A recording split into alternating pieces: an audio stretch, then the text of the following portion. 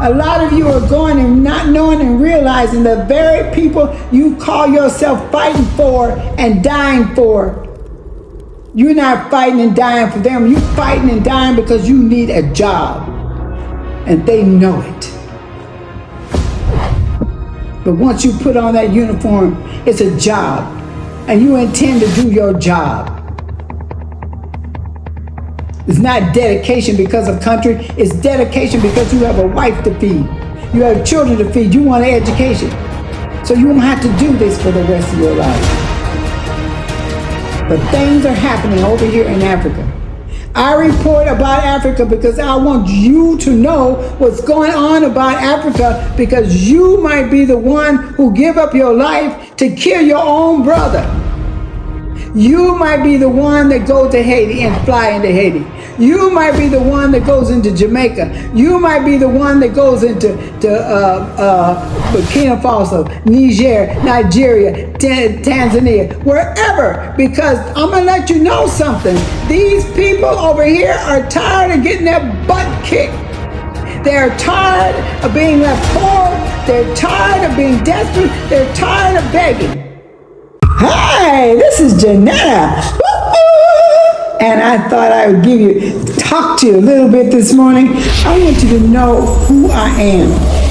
Why is that important? Because I'm speaking to you about things that I think, that I know, that I assume, that I assess, and that I have lived, and I want you to know who I am. It's always nice to know who's talking to you, okay? So I'm just going to give you a little bit of a prelude about my life, and I'm trying not to make this thing too long, but when you're almost 82 years old, you got a lot to say.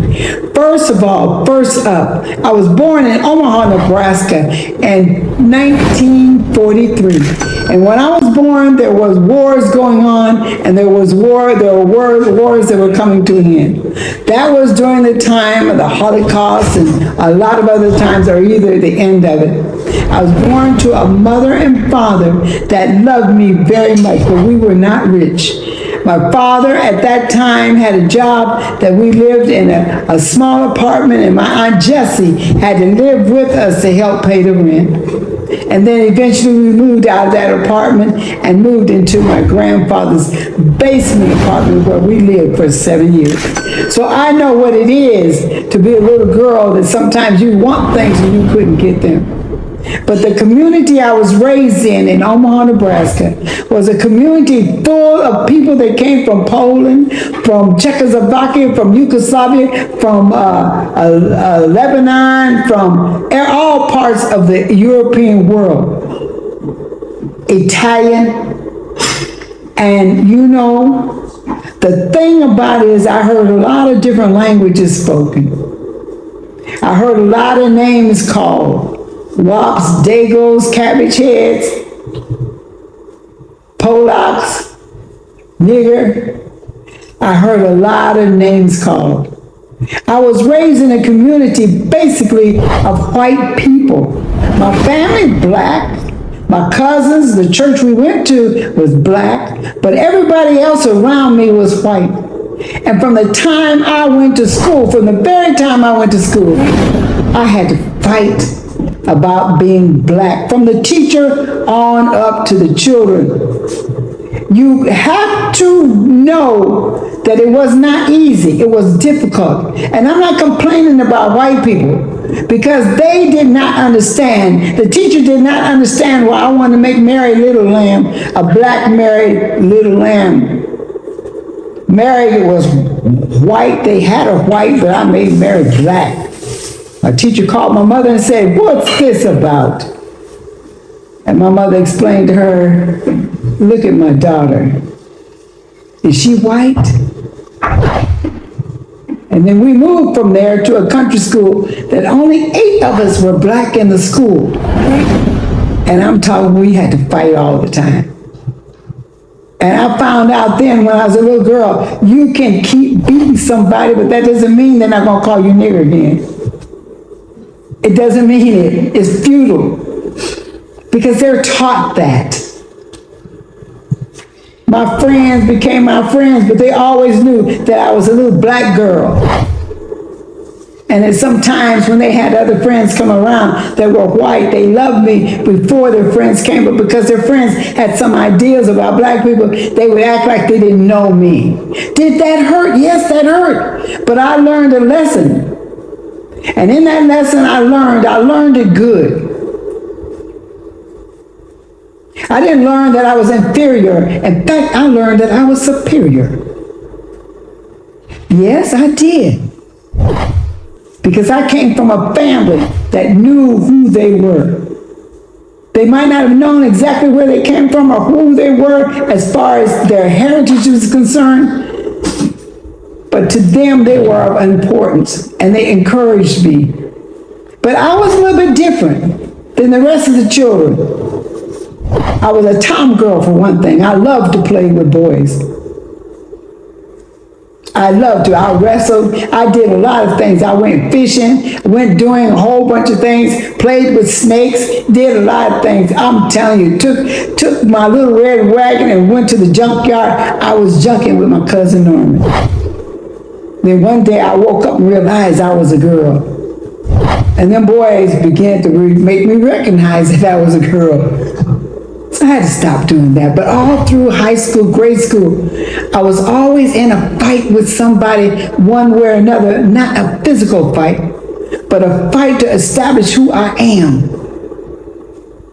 And being mistreated because of my color. But then also at times being treated special because of my color. So I got two sides of the white people. I got the side that treats you good, and I got the side that treats you like you're dirt. But even the side that treats you good, they still have some skepticism. In fact, they really think they're helping you out. They in a way, they feel sorry for you, and they're going to make an exception to policy by treating you differently. Because why? Because they're taught that they're superior. In the books that I read now, I'm not talking about everybody else, but in the books that I read in school, there were no black faces. Maybe one with Washington Carver, but maybe just a little bit about him. I might have seen 3 or 4 black faces in a book. Everything I read said that a white man did it. Everything I read that said a white woman did it. Everything I read and saw on the television, everywhere I saw white people. I went to church, Jesus was white. Mary and Joseph and all the disciples was white. Everybody was white that was good. The angels were white. So don't tell me that you can't feel inferior or feel that something was wrong. There was something about it that I knew was wrong. Did I feel bad? Did I feel insecure? No, I didn't feel bad. And I didn't feel insecure. But it taught me something. I went to a job. I had a job. My first little job outside working for my mother in her restaurant. And that I've had a touch of business. My mother went into business. And at the church, every Sunday, after church, people came to my mother's house and my mother fixed them food and they would eat for free. As soon as she opened the restaurant, everybody started bringing their lunch to church because they lived on the other side of town.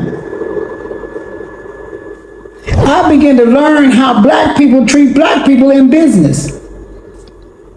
She got some business, but she didn't get the business she could have gotten. There were a lot of black people in our neighborhood that never even ate in my mother's restaurant.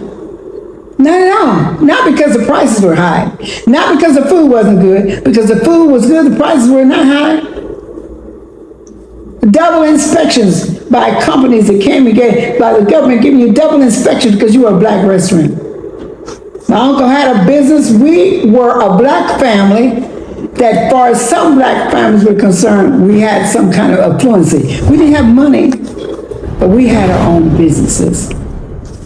So when people say the black people don't have no businesses, my family been in business for years. And I'm not bragging about my family, but I'm going to tell you something about my husband. I'm just telling you something about me. I graduated from high school. I didn't want to go to college because I was tired of seeing white people teach me things. I was tired and fed up of it. I wanted to do something else. In fact, I wanted to be married and have a husband and have children. I thought that's what I'd like to do. And I got married to a beautiful man. I fell in love with him when I was 14. 14 years old, I found my love. I did. And we got married by the time I was 19 years old. We stayed married for 47 years, and my husband was a military man. And that's what I'm going to talk to you about. I told you a little bit of something about me, but I'm a military wife. I spent 25 years with my husband in the military as a military wife. I worked for the military. I understand the military. I understand some parts or elements of the government that have to do with war.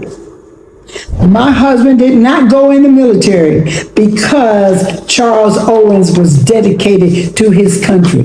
His number RA 174750845. I remember that number like I'm telling you.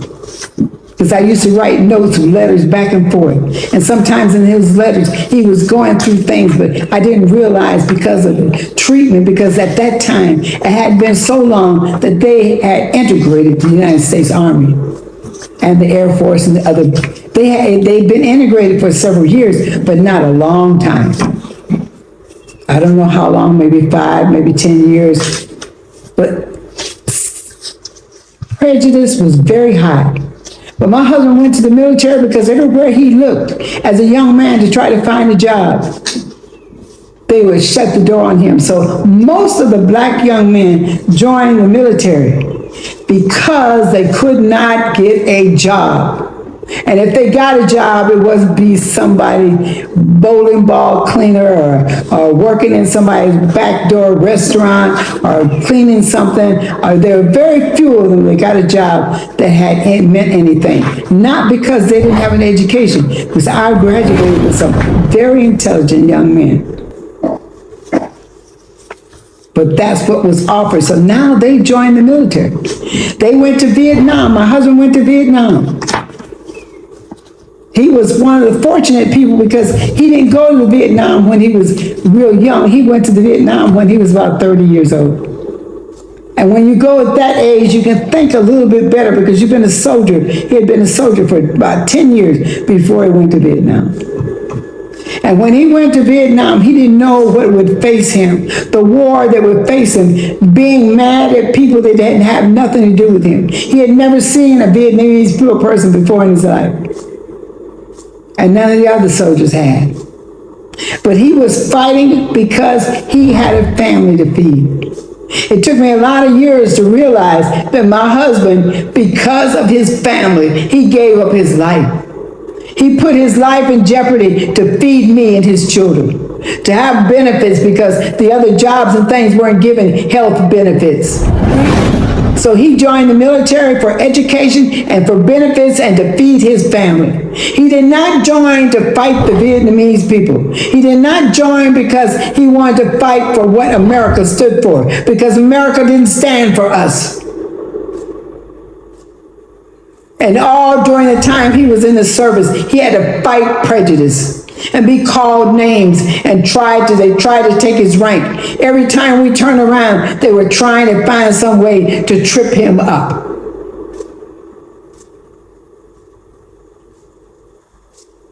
They're going to do it to us again. So I'm going to talk to you young men that are going to go to war, that have joined the military, special forces and all those kind of places, and you're going to African countries, or you're going to countries that are Latin countries, or you're going to countries that you don't know the people. You're just shooting for America.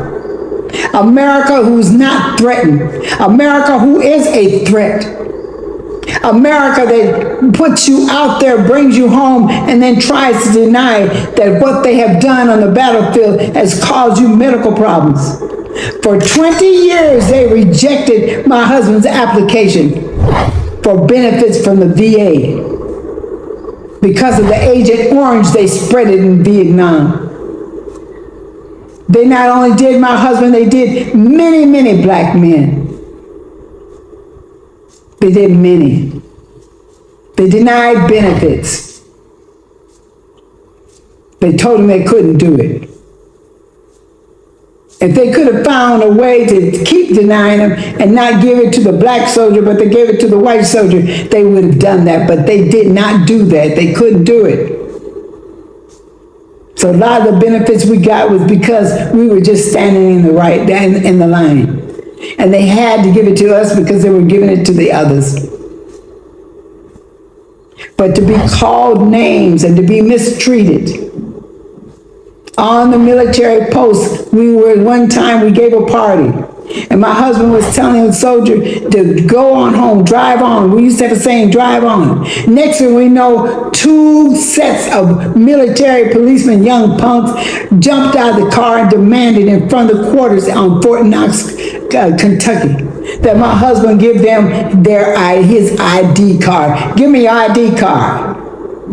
And my husband said, "No, what do you need my ID card for?" And I jumped in front of my husband, and they pushed me to the side. And then my husband started fighting with them. Next thing I know, there's 20 cars, military MP cars, coming with people jumping out and everything, and took him to jail. I had a gun in my house. I almost started to get that gun and shoot some people because, they can make you crazy sometimes. And I was a little hot-headed woman anyway. But I know what it is. I know what it is to serve your country, to say you serve in your country and they don't serve you. Come home and some woman in a pawn shop, because he went in a pawn shop in Kentucky and she was a white woman, and he said something and she went hollering like he had attacked her. He went back to his job, and next thing you know, here come the police to pick him up. Took him down to jail and set his bail at $1,000. But fortunately, I was smart enough to have a lawyer. I called the lawyer, and right away, in 1 week, when we went before that judge, the judge had to release that. But I had a white friend that lived next door to me. I didn't have that $1,000 to give them for his bail. But my white neighbor said, "Jeanetta, I'll help you out." And he gave me that $1,000. I said, "I'm going to give it right back to you. When payday comes, I'll give it right back to you." He gave me the $1,000 because he had just gotten his income tax check back.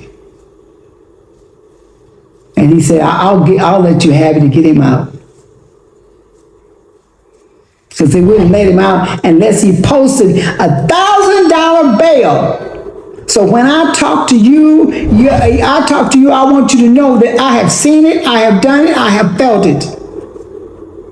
I'm not talking to you from some angle that I don't know what I'm talking about. When I talk to you about what they're planning and what they're doing militarily, I know what I'm talking about.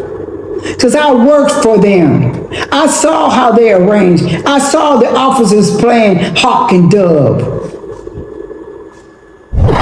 And some of you don't know what I mean, but hawk and dove. They played those war games. The military trains to fight, and they are looking for a fight. Their military don't train people so they won't fight. They're training them to fight, and our military is increasing. Our guns are increasing, our airplanes, our rifles, our bullets, our bombs, everything's increasing, getting placed for war, and we're fighting someplace, every place. And a lot of you are going. A lot of you are going and not knowing and realizing the very people you call yourself fighting for and dying for. You're not fighting and dying for them. You're fighting and dying because you need a job. And they know it. But once you put on that uniform, it's a job. And you intend to do your job. It's not dedication because of country. It's dedication because you have a wife to feed. You have children to feed. You want an education. So you won't have to do this for the rest of your life. But things are happening over here in Africa.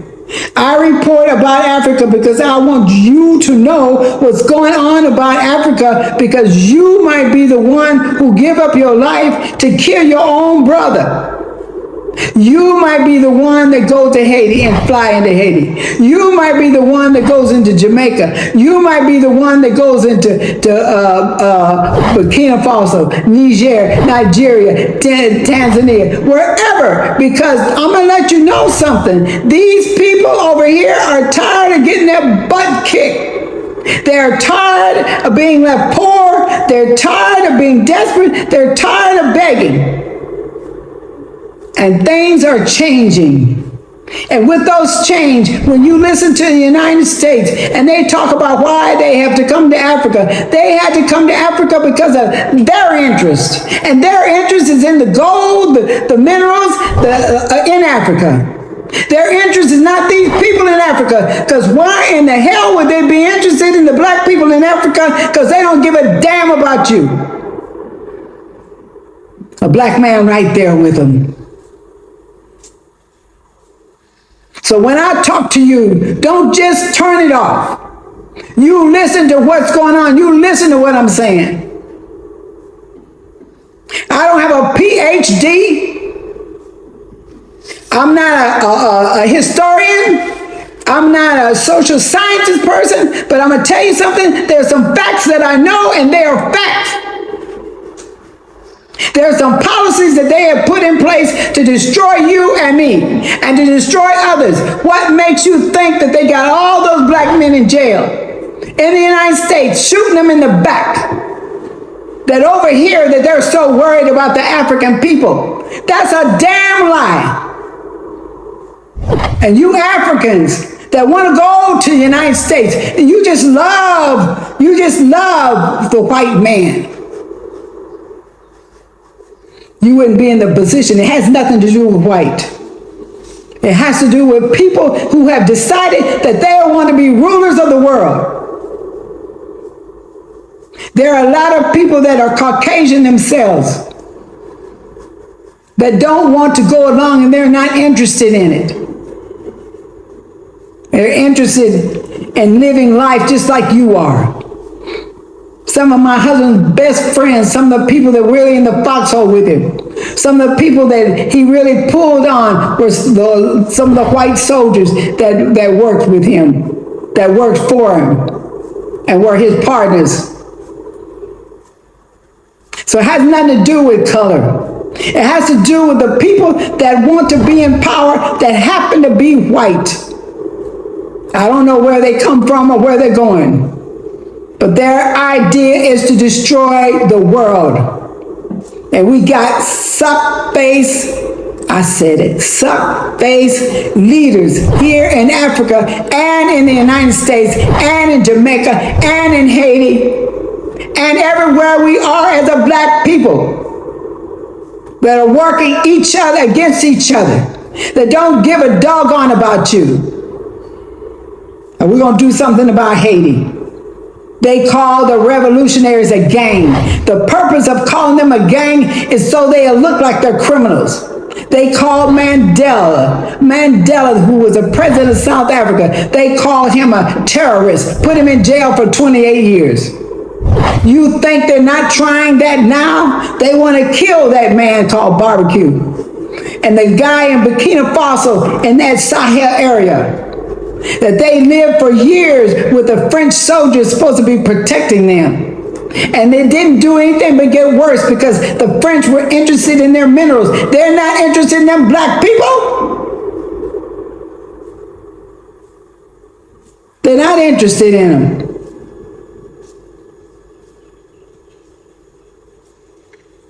But I tell you one thing. We got the snakes, I hate to call them this, like the president of Nigeria, running around talking to the French, the very people that Niger, their brother, put out. Because of what they've done to Niger. Niger, fourth poorest country in the world.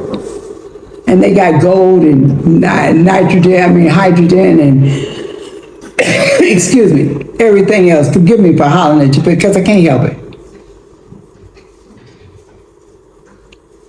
But now their brother, their next door neighbor brother, is going around sniffing behind the very people that they put out and said, these people have done this to us, they've done that to us, we're going to put them out, we're going to put them out. And the president of Nigeria running around begging those people. That's why they don't have any respect for us. They got some of us that is so busy eating off the floor that we have to beg your master, can we sit at the table? It's time for us to do something about it. So when I talk to you about abortion and how they have a policy called the NSSM 200, that in their plan of destruction for our black people is birth control, famine, and war. I got a video where they say give them guns, they'll kill each other. We don't have to kill them. I said assisted genocide. We can no longer go into a country and take it over with guns and bombs and tanks and planes. That would be condemned by the world. But instead, we allow the people to kill themselves. And this is why I call it assisted genocide or assisted self-genocide. It's like assisted suicide. You can't kill a person directly, but you assist them in killing themselves. We're doing this on a vast scale to entire countries and continents today. The white man knows us. See, we'll kill each other, but he's Jesus. We can't kill him. We've raised him up and we've been praying in front of him for years and years and years. We got regard. We will not, there has not been a time in the United States of America that a black person or black people have gone up into a white neighborhood and killed nobody. But we've had a whole lot of white people that have come into the black neighborhood and killed them. And then we turn around and say, I forgive you. But we're not going to go in there and kill Jesus. And they planned it like that. Now let me add something on it. I know you're going to be mad at me, but let me tell you something. The truth is the truth and the lie is a lie. Everybody's damn name they have changed. They come over to Africa, change the name of Africa. Our cable land to Africa. They changed the name of Lake Victoria. They changed the name of everything.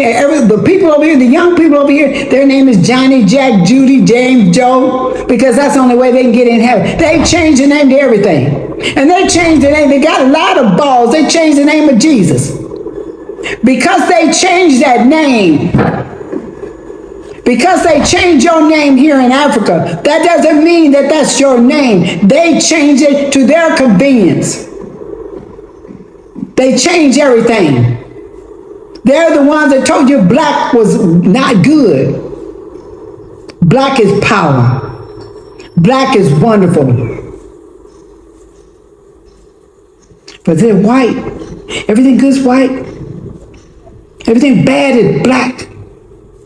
We have absorbed that crap. And most of us don't realize that we believe it. Most of us think we don't believe it, but we believe it. The other thing is this. We're waiting for somebody to crack the sky to take us out of this stuff. We don't want to do it ourselves. I don't want to do it. But you'll die for a piece of bread. But for yourself and for your children and for what's being done to us, you don't want to die. You want to give up your life for that. Let somebody else do it. And we've had those somebodies coming. We had Martin Luther King. Before him, we had people before him. Right now, Marcus Garvey. We had Malcolm X. We had the Black Panthers. And they demonized the Black Panthers. They demonized revolutionaries, people that want to fight to free us from this servitude. And the problem of it is we have a whole whole lot of black people in power that going along with them. That we would be different if it was white people. But I can't say nothing about them.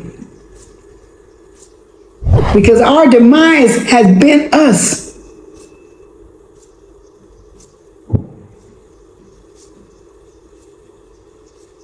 And if we did have that Savior that came to deliver us, we'd be fighting and fussing with him. A good example is Moses in the desert. When he took the children of Israel, he had to threaten them to get them to go. And then when they did go and get across, they were fussing all the way in the desert. That's why it makes me know it must have been black people. Who made you leader? Moses. Because when we do get people leadership that sacrifice their lives to make a change for us, we fight them. We praise them once they died. Martin Luther King has all this praise once he died. Malcolm X has all this praise once he's dead. The Black Panthers got a lot of praise once they started killing them and putting them in. Now some of them in prison, we don't even recognize them. But they sacrificed their young lives for us. My friend over here, Peter O'Neill, he's been in exile for us. Him and his wife made a sacrifice at their young age. And these young people are going to make a sacrifice. You're going to make a sacrifice, young person, if you want to change for your children. Because I'm going to let you know this. The Most High intend for you to be around. Because it seems like for every one person they kill, we're having 5 more. They say that in a black community, the black community where they have abortion clinics just right around the corner, that we abort 5 times more babies than the white people do or anybody else does. 5 times more babies. In the United States, our population is not growing much, but I'm going to tell you the rest of the world, but there are young women that are having babies in the United States. They want children. It seems like the only people that don't want children are people that get married. They had listened to what the system says. But over here in Tanzania and in other parts of Africa, these people are having double babies. Babies are being born. Yes, they're dying, but they're being born. We were the beginning and we're going to be the end. So I'm just letting you know something about me. And that's the passion I come with. Now I'm going to have some videos that they talk about the birds and the bees and the skies and the trees. Nice little things. But my main goal with this YouTube channel is to let you know what is going on over here and what we should be looking for and how they use words like gangster like they have over there in Haiti, and how they use words like terrorists and coups, and they have done more coups. The United States did a coup in Ukraine. They don't talk about it. In 2014, the United States did a coup in Ukraine, and they pulled that one president out of Ukraine, and they put what they got in there now, and then they started a war. They have done the same thing here in Africa. They've taken a good president down and put somebody else up there they picked. That his reputation is not good at all. His background is not good. It's not what the people selected. So when you listen to these words about gangsters running Haiti, like we black people don't have enough sense, like the Haitian people don't have any pride, that Haiti has fallen or has failed because of what the black man did, is not what the black man did. Haiti's been struggling ever since they won that war and freed themselves from slavery. Do you think that they want to ever allow Haiti to be a thriving country. Haiti has minerals. It has wealth inside of Haiti. They have no intention. If 60 years that Cuba came against the United States, 60 years or more, and they still are holding it against Cuba an embargo, you think they won't do it to us too? That they have not done it? They have done everything they can try to do and get away with to keep Cuba from succeeding.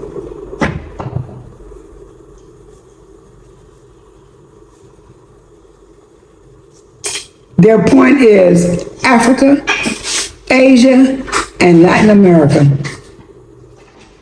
That's what it says in that policy. NSSM 200. Where do they want to reduce the birth rate? Africa, Asia, and Latin America. So I'm just telling you. Your soldiers, your young men volunteer, and they get a slip that says, go to Haiti, go to Africa. That's what they're going to be doing. And for you Africans, the Kenyans, the Jamaicans, whoever is going into Haiti, brother to kill brother. Brother to kill brother. Now that's what I'm all about. I'm all about life. I'm all about that we got to win. We cannot allow it to happen. We've taken over everything else. Once we take things over, we take them over and we rule them. We're a powerful people. And they know it, but we don't know it. This is why many white people feel frightened when they see black people trying to come together, because in their minds they believe that if we ever united, we're going to do to them what they did to us. You don't know us. Some of us may be like that.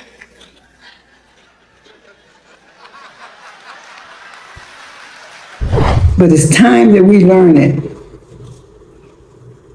It's time for us to stop crucifying our own people. It's time to stop it.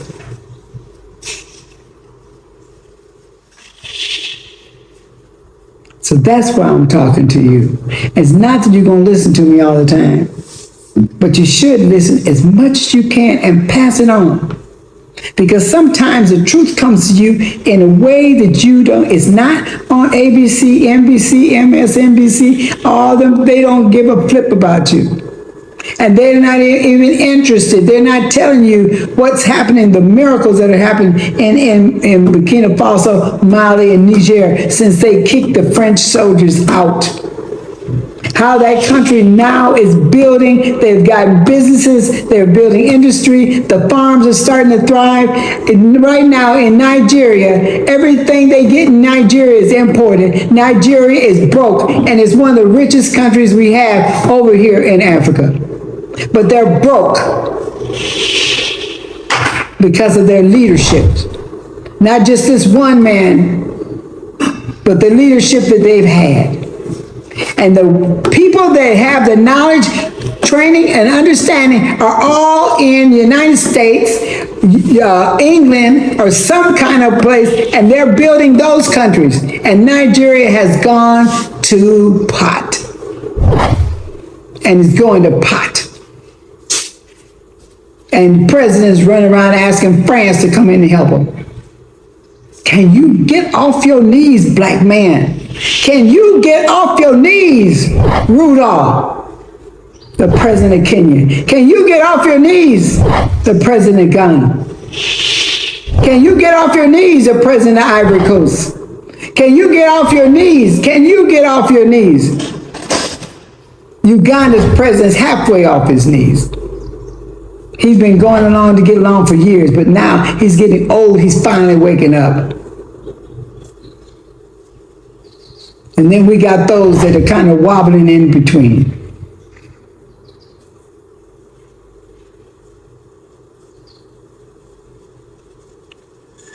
I'm going to sign off right now. I'm not going to talk to you forever because I can do it. Like I said, when you lived as many years as I've lived, you got a lot of things to say. And I'm just mentioning half of it. And I know what I'm talking about the military, because I not only lived with a man that was a military man, I worked with him, I made my friendships with military families, I made my friendships with military soldiers. I was there on the base in Karlsruhe, Germany, when the military went to Gulf War. And those soldiers that were the base, the military men were marching around. Then one morning we woke up, all the tanks and everything were being taken off. The base was quiet because they had gone to the Gulf War, to the war. That is a very, very, very troubling experience. You don't know that soldier you talk to gonna come back in a body bag. He went over there fighting for what? They never even give him a reason as to why. And the reasons they gave were lies. When are we going to stop believing their lies? They lied to us about Vietnam. They lied to us about Iraq. They lied to us about Gulf War. They lied to us. They've been lying and they've been lying and been lying.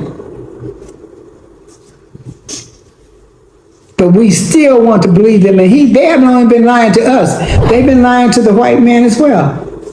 Because the whites are having so little babies that when they kill a white man in the war and he can't produce no babies, they're helping depopulate themselves. But they don't get this, not the white people. I'm trying to tell you, there's something in this earth that I don't know what it is, and you don't either. They cause for destruction. Killing those people in Ukraine and in Russia. Dying for what purpose? What reasons?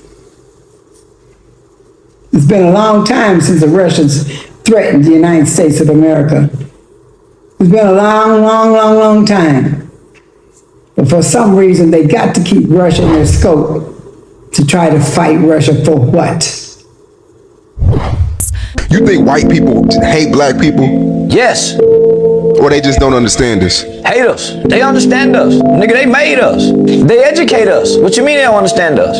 They educate us. 95% of school teachers are white in America. What you mean they don't understand us? Most of them are our probation officers. Most of them are our judges. What you mean they don't understand us? They're reading our files. They know our history. They know our history better than we know it. They don't understand the struggle, though. That's what I mean. They do understand the struggle. They created it for us to struggle. They know what the struggle does to us. Believe me, we don't know. That's why we try to embrace the struggle like it's something. That's why we put the struggle over a middle class life. You didn't get it out the mud. Yeah. Nigga, they know we don't understand the struggle, nigga.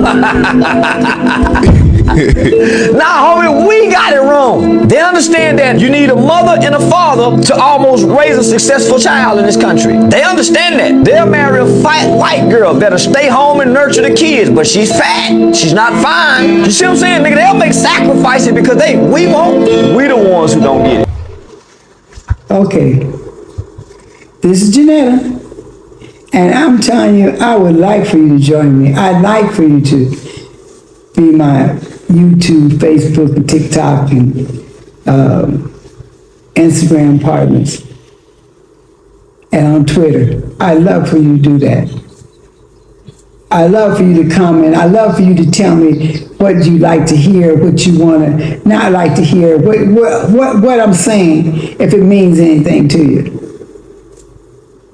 I'm not doing this because I want to be a movie star or YouTube star or whatever. I'm doing this because it's things you need to know. Stop Stop sticking your head in the sand and leaving your butt open. You young men like to produce, you like children, make sure your children have something. And the only way they're going to have something, make a change. The only way they're going to start, you're going to start changing that route to where they're going to prison, is that you're going to have to do something about it. You're going to have to do something about it. It's up to you. It is up to you.